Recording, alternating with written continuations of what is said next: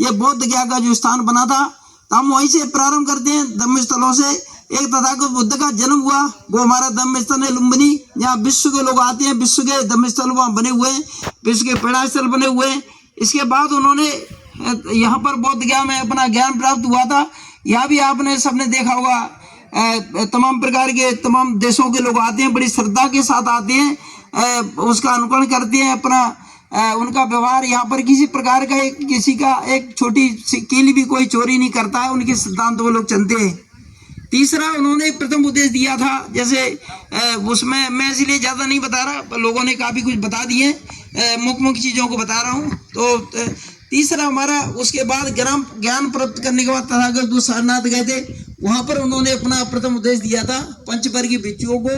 ये हमारा सारनाथ, जहाँ अपना उन्होंने अपना आंदोलन, अपना संघ अपना चालू करा था, क्रांति चालू करी थी, उसको सारनाथ है।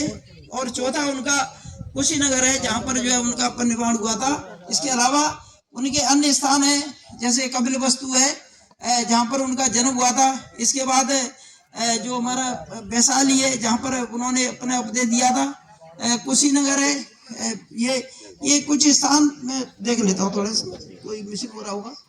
हाँ, क्या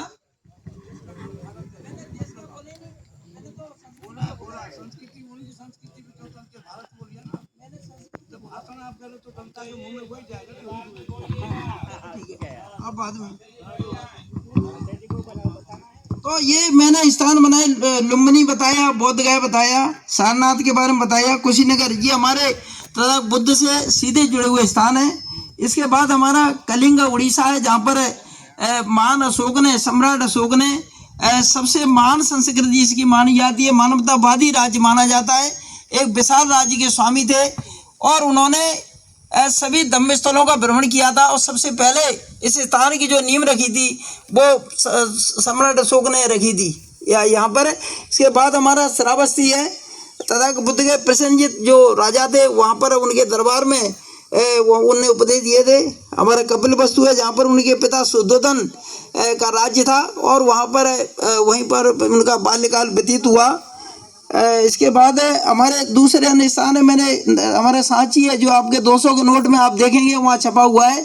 ये सम्राट अशोक ने जब उज्जैन की यात्रा कर रहे थे,